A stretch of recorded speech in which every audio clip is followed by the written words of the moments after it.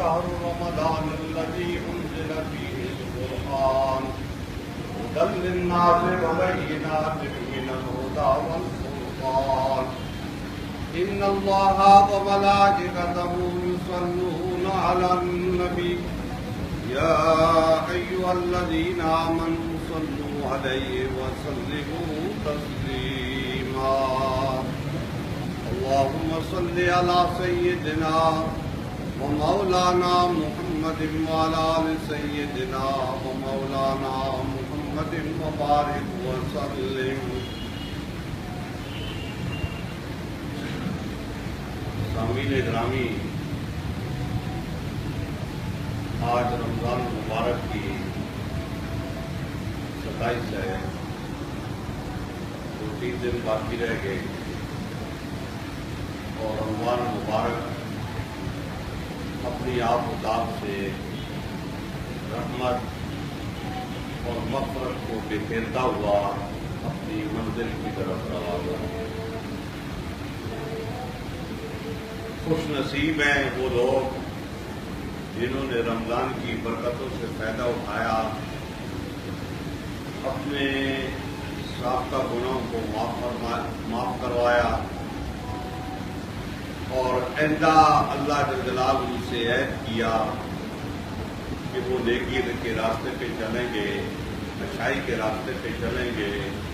اور برائی کے راستے سے اپنے آپ کو بچا کے رکھیں.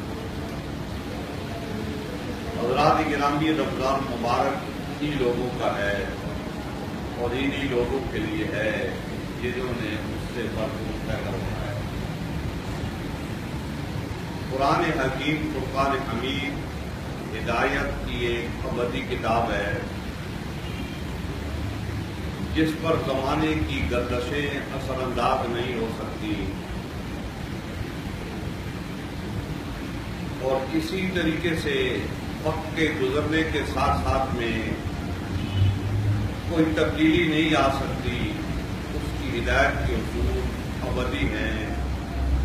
اور ہر دور میں وہ اپنے ماننے والوں اور اپنے پڑھنے والوں اور اپنے چاہنے والوں کی رہنمائی کرتا ہے.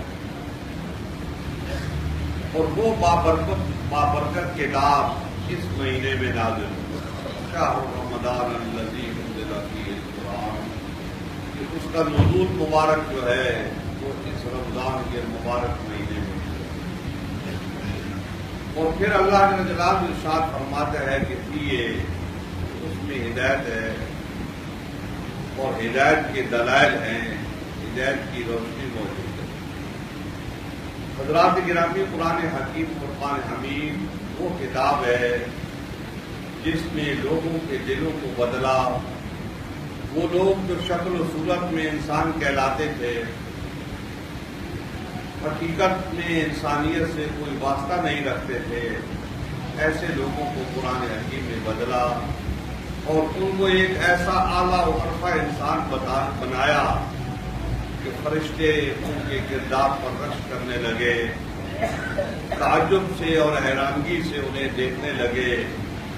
یہ کیسے لوگ قرآن حکیم نے تعمیر کیے ہیں، یہ کیسے لوگ قرآن حکیم نے بنائے. قرآن حکیم فرقان حمید میں حضور اکرم صلی اللہ علیہ وبارک وسلم کے صحابہ اکرام کا ذکر ہے کہ سیماہم فی وجوہہم من اثر السجود، کہ آپ یہ دیکھیں گے کہ ان کے چہروں میں سجدوں کی نشانیاں موجود ہیں. سجدوں کی نشانی کا یہ مطلب نہیں ہے کہ یہاں محراب بنا لی جائے، زمین پر دباؤ ڈال ڈال کے ماتھے کو رگڑ رگڑ کے، یہ مطلب نہیں ہے، بلکہ جو عبادت کرنے والے لوگ ہوتے ہیں ان کے چہرے میں ایک خاص قسم کی نورانیت ہوتی ہے، ایک خاص قسم کی تازگی ہوتی ہے. تو وہ نورانیت اور تازگی وہ رہتی ہے جو اللہ جل جلالہ نے حضرات صحابہ اکرام رضوان اللہ تعالی علیہم اجمعین کا طریقہ بیان کیا ہے کہ وہ اللہ جل جلالہ کو اس طریقے سے عبادت کرتے. پھر قرآن حکیم فرقان حمید نے یہ بھی بیان کیا ہے کہ تتجافى جنوبهم عن المضاجع يدعون ربهم خوفا وطمعا، کہ وہ اپنے خوابگاہوں سے الگ ہوتے ہیں اور اللہ کے جلال اس سے ڈرتے بھی ہیں، اس سے طمع بھی رکھتے ہیں اور اس کی عبادت میں لگے رہتے ہیں۔ تو گویا رات کو وہ وقت جو سونے کا ہوتا ہے تو نیند کو نظر انداز کر کے وہ لوگ مصلی پہ بیٹھے ہوئے ہوتے ہیں اور وبالاسحار هم یستغفرون کہ سحری کے وقت وہ استغفار کرتے ہیں۔ حضرات گرامی، اللہ کے جلال کی عبادت ہے، وہ دن میں بھی ہو سکتی ہے، رات میں بھی ہو سکتی ہے۔ رات میں تھوڑی سی کیفیت ایسی ہوتی ہے کہ یکسوئی ہوتی ہے، تو اس لیے رات کو سکون کے ساتھ عبادت کی جا سکتی ہے۔ حضور اکرم صلی اللہ علیہ وسلم رات کو اٹھتے تھے سونے کے بعد اور پھر اللہ کے جلال کی عبادت میں مشغول ہو جاتے تھے۔ تو مسلمانوں کا یہ ایک طریقہ کار ہے، وہ ایک تو وہ عبادت ہے جو اجتماعی ہے، جیسے ہم نماز پڑھتے ہیں تو یہ اجتماعی کام ہے کہ جماعت کے ساتھ نماز پڑھتے ہیں، سارے لوگ جمع ہوتے ہیں اور ایک امام کے پیچھے رکوع سجود کرتے ہیں، تو یہ ایک عبادت کی اجتماعی صورت ہے۔ اور دوسری جو ہے وہ ایسی صورت ہے کہ جو انفرادی ہے، کہ انفرادی طور پہ اللہ جل جلالہ کی بارگاہ میں انسان جھکا رہے۔ مقصد یہ ہے کہ اس کا ظاہر اور باطن ایسی چیزیں ہیں کہ جو اللہ رب العزت کی بارگاہ میں جھکے رہنے چاہیے، کہ جب انسان اللہ رب العزت کی بارگاہ میں جھکتا ہے تو اس طریقے سے اس کا باطن جو ہے وہ صاف رہتا ہے۔ لیکن اس کے ساتھ میں ایک طریقہ کار اور بھی ہے کہ یہ ہمارے حضرات صوفیہ کرام ہوتے ہیں، ان کا ایک طریقہ کار ہوتا ہے، تو اس طریقہ کار کے مطابق اگر آدمی جو ہے عبادت کرتا ہے تو بہت جلد وہ اپنی منزل مراد تک پہنچتا ہے، یعنی اسے معرفت خداوندی کا درجہ حاصل ہوتا ہے، قرب خداوندی کا درجہ حاصل ہوتا ہے، اور وہ کیف اور ایک سرور محسوس کرتا ہے اللہ رب العزت کی عبادت سے، جو دوسرے لوگوں کو نصیب نہیں ہوتا۔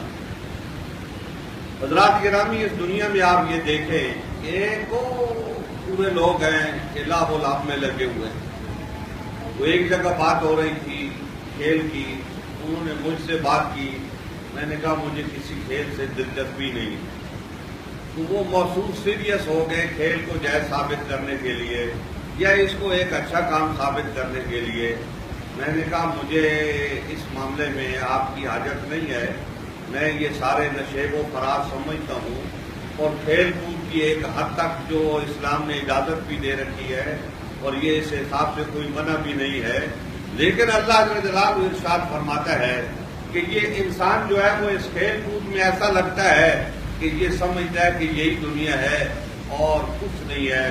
اللہ جل جلالہ ارشاد فرماتا ہے کہ وَالْآخِرَةُ خَيْرٌ وَأَبْقَىٰ، کہ آخرت جو ہے وہ بہتر ہے اور وہ باقی رہنے والی ہے، اور یہ دنیا کا نظام جو ہے یہ ختم ہونے والا ہے۔ حضرت شیخ سعدی رحمۃ اللہ تعالی علیہ ایک بزرگ گزرے ہیں جنہوں نے امت کو بڑی نصیحتیں کی ہیں، ان کی ایک کتاب ہے کریمہ، اس کے آخر میں انہوں نے ایک شعر کہا ہے کہ منہ دل بری دیر ناپائیدار سعدی ہمیں یکسو ہم یاددار، کہ سعدی اور آپ سے کچھ نہیں کہتا، ایک ہی بات کہتا ہے اور وہ بات یہ ہے کہ اس دنیا سے دل مت لگا۔ حضرات گرامی، تباہی اور بربادی اس وقت شروع ہوتی ہے کہ جب ہم اس دنیا سے دل لگا لیتے ہیں اور یہ سمجھتے ہیں کہ یہ دنیا ہی سب کچھ ہے۔ نہیں، ایسا نہیں ہے، یہ دنیا ہی سب کچھ نہیں ہے، آخرت ہی سب کچھ ہے۔ اللہ جل جلالہ بڑے واضح طور پہ ارشاد فرما رہا ہے کہ وَالْآخِرَةُ خَيْرٌ وَأَبْقَىٰ، کہ آخرت جو ہے وہ بہت بہتر ہے اور وہ ہمیشہ رہنے والی ہے۔ یہ دنیا کا نظام ہے، یہ ختم ہونے والا ہے۔ اس لیے دنیا کے یہ کھیل کود جو ہوتے ہیں، میرا مطلب کوئی مخصوص کھیل نہیں ہے، مجموعی طور پہ ساری چیزیں مراد ہیں کہ ان کی طرف جو ہے وہ آدمی کا رجحان زیادہ نہیں رہنا چاہیے۔ اب آپ دیکھیں کہ اوقات صلاۃ ہیں کہ آپ صبح کو اٹھتے ہیں تو سب سے پہلے آپ کو کہا جاتا ہے اللہ کی بارگاہ میں سجدہ کرو، اور پھر سورج ڈھلنے کے بعد کچھ یعنی وقت گزرتا ہے، سورج ڈھلتا ہے تو پھر آپ سے کہا جاتا ہے کہ اللہ جل جلالہ کی طرف رجوع کرو، اور پھر اس کے بعد جب سورج غروب کے قریب ہوتا ہے تو پھر آپ سے کہا جاتا ہے کہ ایک مرتبہ پھر اللہ کی بارگاہ میں جھکو۔ اور پھر جب سورج غروب ہو جاتا ہے تو پھر آپ سے کہا جاتا ہے کہ پھر ایک مرتبہ اللہ کی بارگاہ میں جو، اور پھر سونے سے پہلے پھر آپ سے ایک دفعہ یاد دہانی کرائی جاتی ہے کہ ایک مرتبہ پھر اللہ جل جلالہ کی بارگاہ میں اپنا جھکاؤ کر لو، اس کو یاد کر لو۔ اور حضرات گرامی پھر لوگ سو جاتے ہیں تو سب لوگوں کو سونے ہی کا حکم ہے، سو جاؤ، لیکن جو مخصوص لوگ ہوتے ہیں تو وہ یبیتون لربہم سجدا وقیاما،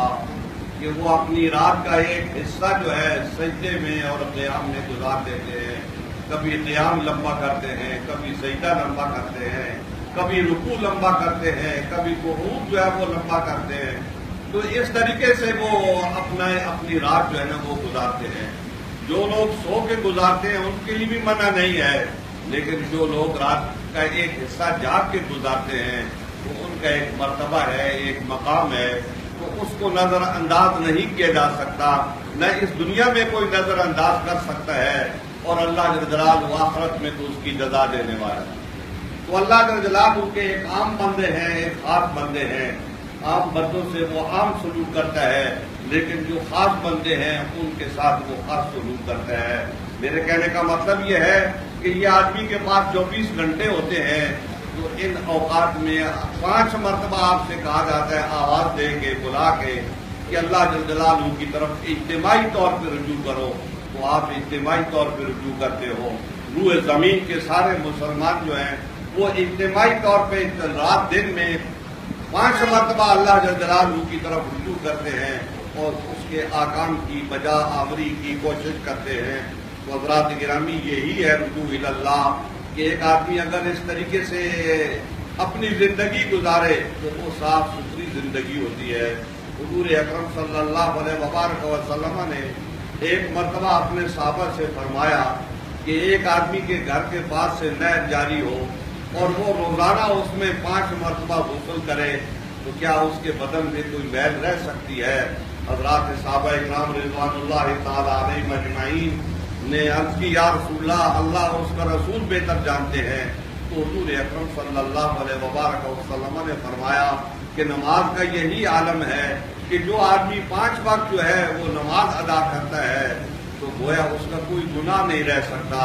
اگر اس نے کوئی گناہ کیا ہے تو یہ نمازوں کے دوران جو وقت آنے والا ہے اور اس میں اس نے گناہ کیا اور جب نماز کے اوقات آئے تو اس نے استغفار کی، اللہ جل جلالہ کی طرف رجوع کیا تو اللہ جل جلالہ معاف کرنے والا ہے۔ اللہ جل جلالہ ارشاد فرماتا ہے کہ تم ایسا کرو کہ ان تجتنبوا کبائر ما تنہون عنہ نکفر عنکم سیئاتکم، کہ یہ بڑے بڑے گناہ جن کو کبائر کہا جاتا ہے، بڑے گناہ ہوتے ہیں، تو اللہ جل جلالہ ارشاد فرماتا ہے تم ان سے بچو، تمہاری چھوٹی چھوٹی باتیں ہم ویسے ہی ان سے درگزر کریں گے، تمہیں معاف کر دیں گے۔ تو گویا انسان کا کام یہ ہے کہ وہ سب سے پہلے اپنے فرائض پر نظر رکھے اور اللہ کی عبادت کے حوالے سے پھر اس کے جو دنیاوی فرائض ہیں ان کے اوپر نظر رکھے کہ کون سے کام کرنے کے ہیں، اور پھر اس چیز پہ نظر رکھے کہ کون سے کام ایسے ہیں جو نہیں کرنے کے، تو وہ کبائر ہوتے ہیں، جو بڑے بڑے گناہ ہوتے ہیں، تو ان سے بچنے کی وہ بھرپور کوشش کرے۔ اگر وہ ان سے بچ رہا ہے تو اللہ جل جلالہ چھوٹی خطاؤں کو معاف فرمانے والا ہے۔ اللہ جل جلالہ نے قرآن حکیم میں بڑے واضح طور پہ یہ بات ارشاد فرمائی ہے کہ ان الحسنات یذہبن السیئات، کہ نیکی آدمی کرتا رہتا ہے تو یہ نیکی کرنا جو ہے یہ برائیوں کو مٹا دیتی ہے، برائی ختم ہو جاتی ہے۔ تو اس طریقے سے ایک انسان جو ہے وہ بہت اچھا اور صاف ستھرا ہو جاتا ہے۔ حضرات گرامی، ہمیں ساری مشق کا رمضان میں بہت اچھا موقع ملتا ہے کہ مجموعی طور پہ مسلمانوں کا رجوع بھی اللہ جل جلالہ کی طرف ہوتا ہے۔ تو ان رمضان کے دنوں میں آدمی کو یہ مشق کر لینی چاہیے اور پھر اس مشق کو یاد رکھنا چاہیے۔ مشق کا مطلب یہ ہوتا ہے کہ ایک چیز جو ہے وہ آپ کے ذہن میں رہے اور آپ اس کو اپنے سامنے رکھیں۔ تو رمضان کے علاوہ اگر جو مشق کی ہے رمضان میں، تو رمضان کے علاوہ اگر اس کو پیش نظر رکھا جائے تو آدمی کی زندگی بہت بہتر ہو سکتی ہے، صاف ستھری ہو سکتی ہے۔ حضرات گرامی، 2 ہی معاملے ہیں، ایک اللہ کے ساتھ میں ہے، ایک اللہ کے بندوں کے ساتھ میں ہے۔ جو اللہ کے ساتھ معاملہ ہے اس کو آپ حقوق اللہ کہتے ہیں، اور جو بندوں کے ساتھ معاملہ ہے اس کو آپ حقوق العباد کہتے ہیں۔ وہ حقوق العباد بھی حقوق اللہ ہیں، اس معنی میں حقوق اللہ ہیں کہ وہ بھی اللہ جل جلالہ کی طرف سے عائد کیے ہوئے ہیں، کہ جیسے انسان کے گھر میں اس کے ماں باپ موجود ہوتے ہیں، اس کی بیوی موجود ہوتی ہے، اس کے بچے موجود ہوتے ہیں، تو اس کو ایک خاص انداز سے رہنا ہوتا ہے کہ ماں باپ ہے ان کا بھی خیال رکھنا ہوتا ہے، بیوی بچے ہیں ان کا بھی خیال رکھنا ہوتا ہے۔ تو یہ ایک توازن اور اعتدال جو ہے جس کو ہم حقوق العباد کہتے ہیں، یہ آدمی کے اپنے گھر میں موجود ہوتا ہے۔ یہ نہیں ہو سکتا کہ آدمی ماں باپ سے لڑتا رہے، ان کی توہین اور تہذیب کرتا رہے اور بچوں کو ان پر فوقیت دیتا رہے۔ یہ طریقہ کار نہیں ہے مسلمانوں کا۔ مسلمانوں نے ہمیشہ اپنے ماں باپ کو ترجیح دی ہے، انہیں فوقیت دی ہے، ان کا احترام کیا ہے، ان کا ادب کیا ہے، اور قرآن حکیم فرقان حمید میں یہ بات بڑے واضح طور پہ ہے، وَقَضَىٰ رَبُّكَ أَلَّا تَعْبُدُوا إِلَّا إِيَّاهُ وَبِالْوَالِدَيْنِ إِحْسَانًا، کہ اللہ جل جلالہ نے یہ ارشاد فرمایا ہے کہ صرف اللہ کی عبادت کرو، یہ اللہ کا ہے۔ اور پھر اس کے بعد جو انسان ہے جن کے ساتھ آپ نے اس سے سلوک کرنا ہے، جن کے ساتھ آپ نے نیکی کرنی ہے، ان کا اللہ نے ذکر فرمایا وَبِالْوَالِدَيْنِ إِحْسَانًا، کہ وہ آپ کے گھر میں سب سے بڑے ہوتے ہیں، گھر میں ان سے بڑا اور کوئی نہیں ہوتا، اور ان کے بہت سارے حقوق ہوتے ہیں آپ کے اوپر۔ تو اللہ جل جلالہ ارشاد فرماتا ہے کہ سب سے پہلے صرف اللہ کی عبادت کرو، اور پھر وَبِالْوَالِدَيْنِ إِحْسَانًا، اور اپنے والدین کے ساتھ اس میں سلوک کرو۔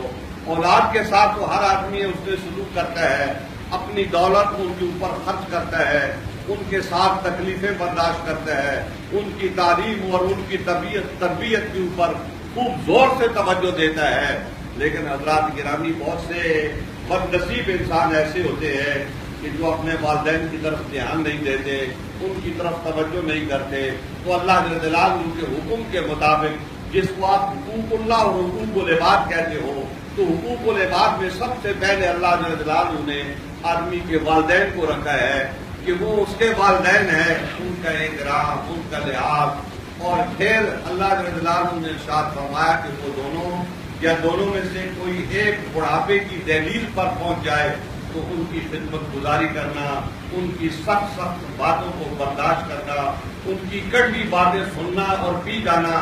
یہ انسان کی ذمہ داری ہوتی ہے۔ اور پھر معاشرے میں جو ہے فرق جب آدمی پھیلتا ہے، انفرادیت سے آگے بڑھتا ہے، تو پھر اس کے پڑوسی ہوتے ہیں۔ حضور اکرم صلی اللہ علیہ وبارک وسلم نے پڑوسی کے بارے میں بہت ساری باتیں ارشاد فرمائیں، اور یہاں تک بھی ارشاد فرمایا کہ مجھے خوف ہونے لگا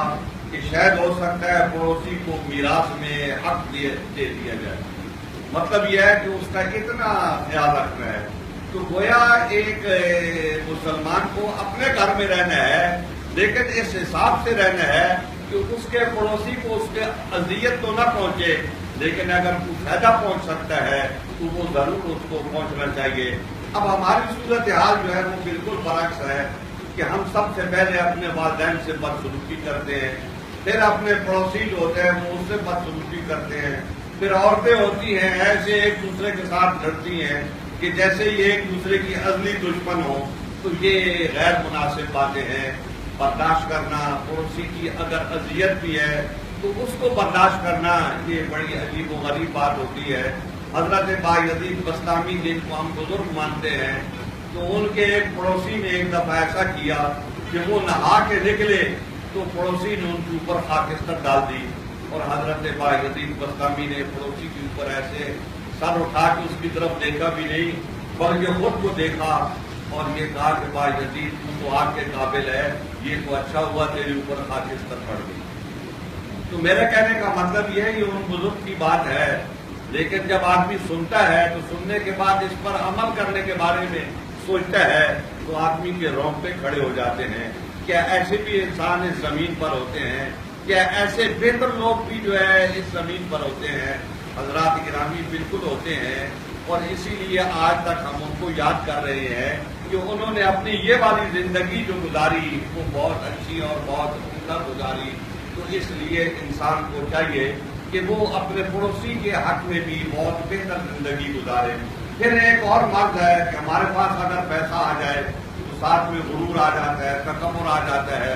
دوسروں کے اوپر اپنی فوقیت جو ہے نا وہ ہم جتاتے ہیں، دوسرے کے اوپر اپنی بالادستی قائم کرنا چاہتے ہیں، اس لیے کہ وہ پیسے کے لحاظ سے اس سے کمزور ہے، تو یہ بہت بری بات ہے۔ حضور اکرم صلی اللہ علیہ وبارک وسلم کے صحابہ کرام رضوان اللہ تعالی علیہم اجمعین نے حضور اکرم صلی اللہ علیہ وبارک وسلم کا جو طریقہ ہم تک پہنچایا ہے وہ ایسا نہیں ہے۔ حضور اکرم صلی اللہ علیہ وبارک وسلم کے صحابہ کرام اگر کوئی آدمی معاشرے میں کمزور ہے تو اس کا بہت خیال رکھتے تھے اور اس کو بہت اہمیت دیتے تھے، اور پھر حضور اکرم صلی اللہ علیہ وبارک وسلم نے پرانے زمانے میں مہمان آتے تھے تو ان مہمانوں کے بارے میں بہت ہی تاکیدی حکم دیا ہے، اور ہر اچھا آدمی، ہر شریف انسان جو ہے وہ اپنے مہمان کی عزت کرتا ہے، توقیر کرتا ہے، فقیر کا، غریب کا خیال رکھتا ہے۔ حضور اکرم صلی اللہ علیہ وبارک وسلم کے صحابی ہیں، آپ دولت کی بات کر رہے ہیں، تو وہ ایک دفعہ انہوں نے اپنی بیوی سے کہا کہ میں پریشان ہوں۔ بیوی نے کہا کیا پریشانی کیا ہے؟ تو انہوں نے کہا وہ اتنے پیسے جمع ہو گئے ہیں۔ تو بیوی نے کہا یہ بھی کچھ پریشانی ہے، ایک دن صبح اٹھے تقسیم کرنا شروع کر دیں تو بس پیسے ختم ہو جائیں گے۔ انہوں نے کہا ٹھیک ہے جی، ایک دن متعین کیا اور انہوں نے جو پیسے ان کے پاس تھے تو وہ تقسیم کرنے شروع کیے۔ تو شام کو جب واپس گھر میں آئے تو بیوی کو بتایا کہ 1,00,000 سے زیادہ پیسے جو ہے وہ میں نے تقسیم کر دیے ہیں، اور وہ بڑے خوش تھے اور بڑے فرحان تھے کہ یہ میرا بوجھ جو ہے وہ ہلکا ہو گیا۔ حضرات گرامی، میں آپ کو اس حوالے سے ایک بڑی خاص بات سناتا ہوں کہ پرانے زمانے میں بقال ہوتے تھے، اور بقال کو اس کو کہتے تھے کہ جو روٹی اور سبزی فروخت کرتا تھا دیش کو، تو اس کو جو ہے نا بقال کہتے تھے۔ تو وہ لوگ جو ہے اس کو سادہ سمجھ کے کھوٹا سکہ جو ہوتا ہے وہ اس کو دے آتے تھے، تو وہ کھوٹا سکہ لے لیتا اور اس کا کھانا ان کو دے دیتا، اور وہ سکہ اٹھا کے ایک بیٹی میں جو ہے نا وہ ڈال دیتا۔ جب اس کی موت کا وقت آیا تو اس نے کہا باری تعالیٰ تیرے اتنے بندے مجھے کھوٹے سکے دے کے گئے ہیں، تو یہ بیٹی بھر گئی ہے اور کھوٹے سکے، تو میں نے ان سب کے کھوٹے سکے قبول کیے، تو آج اے باری تعالیٰ میری باری ہے، میرے کھوٹے اعمال ہیں، میرے کمزور اعمال ہیں، تو ان کے بدلے میں آج تو میرے کھوٹے اعمال کو قبول کرنا۔ تو حضرات گرامی، ایسے اچھے لوگ بھی اس دنیا میں موجود ہوتے ہیں، اور آپ یہ سمجھ لیں کہ یہ دنیا ایسی لوگوں سے چلتی ہے، باقی ہم لوگ تو سارے ناکارہ اور نکمے لوگ ہیں، اصول پر ہماری توجہ نہیں ہوتی، اللہ جل جلالہ کی عبادت کی طرف ہماری توجہ نہیں ہوتی، اگر ہوتی ہے تو اس میں اخلاص نہیں ہوتا۔ اخلاص کا مطلب یہ ہوتا ہے کہ خالص اللہ کے لیے عبادت کی جائے۔ تو آپ کہتے ہوں گے ہم خالص اللہ ہی کے لیے عبادت کرتے ہیں اللہ کے لیے، لیکن جو اخلاص جس کو کہا جاتا ہے وہ اس میں موجود نہیں ہوتا۔ تو اس لیے آدمی کو چاہیے کہ اخلاص پیدا کرے اپنی عبادت میں، اور اللہ جل جلالہ کی طرف رجوع کرے، اور تاکہ اس کی عبادت جو ہے وہ قبول ہو۔ تو حضور اکرم صلی اللہ علیہ وبارک وسلم نے جو طریقہ کار ہمیں بتایا ہے، جو تعلیم ہمیں دی ہے، قرآن حکیم فرقان حمید نے جو تعلیم اور تربیت ہماری کی ہے، وہ ہمیں یہ بتاتی ہے کہ ہم انفرادی طور پہ بھی ایک اچھے انسان ہوں اور اجتماعی طور پہ بھی ایک اچھے انسان ہوں، ہمارے گھر والے بھی ہمیں اچھا انسان سمجھیں، اور ہمارے پڑوسی، ہمارے مالدار جو ہیں وہ ہمیں اچھا انسان سمجھے۔ حافظ شیرازی کا ایک شعر ہے کہ مباش در پہ آزاد ہر سپاہی کون، کہ در شریعت ما غیر عظیم گناہ ہے، کہ دیکھو جاؤ کسی کا دل نہیں دکھاؤ، بقیہ آپ جو چاہو سو کرو، کہ شریعت میں اس سے بڑا اور کوئی گناہ نہیں۔ یعنی جب آپ شریعت کے خلاف کسی آپ کوئی عمل کریں گے، جب آپ کسی فقیر اور مسکین کو جھڑکیں گے، جب آپ کسی کمزور کے اوپر عتاب کریں گے، جب آپ کسی مالی لحاظ سے کمزور آدمی کے اوپر اپنی دولت کی فوقیت ظاہر کریں گے، تو اس سے اللہ جل جلالہ بھی ناراض ہوگا، حضور اکرم صلی اللہ علیہ وبارک وسلم بھی ناراض ہوں گے۔ تو حافظ شیرازی جو ہے وہ یہ بات کہتے ہیں کہ آپ کسی کا دل مت دکھاؤ، کہ در شریعت ما غیر عظیم گناہ ہے، کہ اس کے علاوہ شریعت میں اور کوئی گناہ ہی نہیں ہے۔ تو حضرات گرامی، اگر ہم یہ سوچ لیں، ہم اگر اس پر تیار ہو جائیں کہ ہم نے اپنی اصلاح کرنی ہے، اپنے آپ کو اچھے راستے پہ ڈالنا ہے، تو دنیا کی کوئی طاقت جو ہے وہ آپ کو روک نہیں سکتی۔ شیطان اپنی ساری قوت جو ہے صرف کرنے کے باوجود آپ کے راستے میں رکاوٹ نہیں ڈال سکتا، لیکن آپ کا عزم صمیم ہونا چاہیے، آپ کا پختہ ارادہ ہونا چاہیے کہ ہم نے اب کے رمضان کے بعد اللہ ہی کے راستے پہ چلنا ہے۔ تو اگر ہم اس طریقے سے کامیاب ہو جاتے ہیں تو یہ ہماری بہت بڑی کامیابی ہے، اور اس کی توفیق دینے والا اللہ رب العزت ہے۔ ہماری بار بار اس کی بارگاہ میں درخواست ہے کہ اے باری تعالیٰ ہمیں اس کی توفیق عطا فرما